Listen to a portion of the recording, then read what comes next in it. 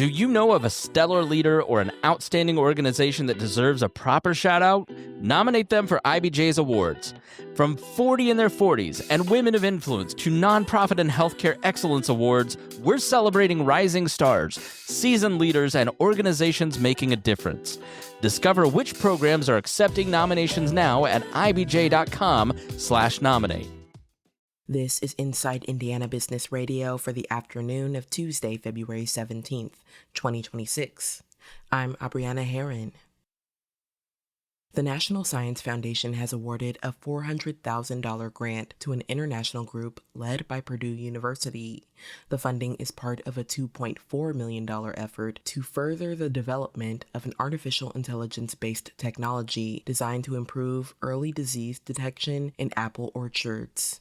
Yu Shi, assistant professor of industrial engineering at Purdue, is leading the project, which aims to detect and treat disease in two ways. First, we will have drones. They kind of fly from above, so they can do very early sign detection of disease. Next step, we're going to send these ground robots, get close to the canopy of these apple trees, and they can do very precise confirmation if there's a really disease or not. The research group will spend the next 1 to 2 years developing and testing the technology in the lab before deploying it to apple orchards for field research. The Fulton County Commissioners on Monday delayed a vote on a proposed 12-month moratorium on data centers. The North Central Indiana County Commissioners were set to vote on the moratorium during their meeting Monday night, but the county attorney noted a procedural oversight that caused the vote to be delayed by 1 week. RP Lumber Company Incorporated, a retail home center and building materials supplier based in Edwardsville, Illinois, has completed its acquisition of Bloomington-based Bender Lumber Company. First announced in January, the acquisition closed on February 13th. RP Lumber did not disclose financial terms of the deal. Inside Indiana Business Radio on Demand is made possible by the following. Thanks for listening to this IBJ Media podcast. You're probably going to remember this ad. Do you know why? Podcast advertising works. 85% of listeners recalled hearing an ad during a podcast, and 70% of podcast listeners have acted after hearing an ad. So whether you're looking to be heard across the entire IBJ Media podcast network, sponsor one of our shows, or just start with a 30-second ad, IBJ Media can help. Contact advertise at ibj.com to learn more. The future of Indiana's bail system is now in the hands of voters.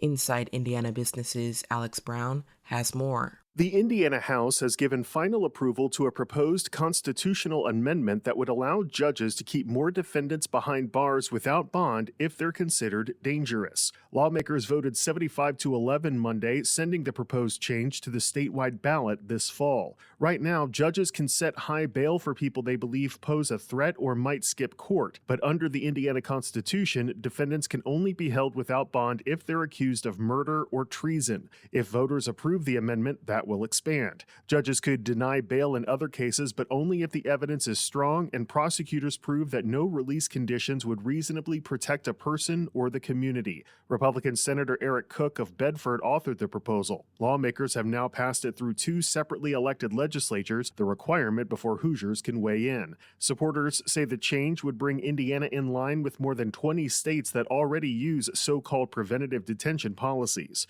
The House also approved separate legislation outlining how the new system would work, including due process protections. The Senate must still agree to those changes. A majority of voters will ultimately decide whether the state constitution is amended and how far judges' authority over bail will expand. Alex Brown, Inside Indiana Business Radio.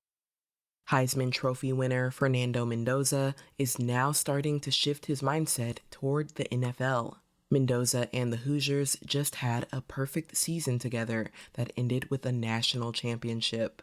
Now the 22-year-old quarterback is preparing to move on to the highest level, knowing that college success won't automatically translate to the pros. Reports say Mendoza could very well be the number 1 overall pick by the Las Vegas Raiders and their new coach.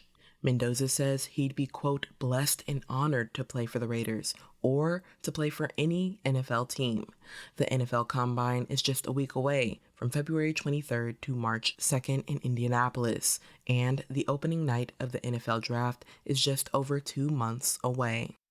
New data from Gleaners Food Bank of Indiana says more Hoosiers are going hungry. According to its 2025 Impact Report, 1 in 7 people across the organization's 21-county service area are food insecure, and 1 million Hoosiers are facing hunger. In 2024, that number was 1 in 8. Gleaners president and CEO Fred Glass says access to food isn't the main issue when it comes to food insecurity. Food insecurity is about poverty. People are hungry because they're poor, and if they're having trouble eating, they're having trouble paying their rent, they're having trouble paying their utilities and so forth. So we like to think that we're in the business of alleviating poverty with food as the tool to do that.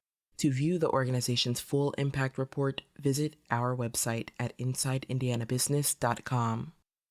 I'm Abriana Herron for Inside Indiana Business Radio On Demand. Hi, I'm Dave Neff, host of Talent Scout.